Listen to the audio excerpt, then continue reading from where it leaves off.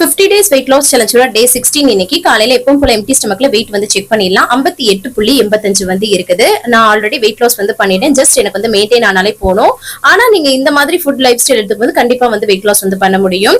காலைல வந்து ஒரு பிளாக் காஃபி வந்து குடிச்சேன் எம்டி ஸ்டமக்ல. காலைல பிரேக்ஃபாஸ்ட்டுக்கு இந்த முளைக்கட்டின பயிரும் அது கூட வந்து ப்ரோக்கோலியும் போட்டு அவிச்சு வந்து அந்த தண்ணியோடய சாப்பிட்டாச்சு. அதுக்கப்புறமா மதியம் லஞ்சுக்கு வந்து பாத்தீங்கன்னா சேமியா உப்புமா, அது கூட புடலங்காய் பொரியல், அதுக்கப்புறம் தட்டப்பேர் குழம்பு வச்சு சூப்பரா வந்து சாப்பிட்டாச்சு. இந்த 50 days weight loss சேலஞ்சும் டிப்ஸ் அண்ட் ரெசிபிஸோட லாங் வீடியோவை ஷேர் பண்ணிட்டு இருக்கு. அதோட லிங்க் வந்து மேல இருக்குது.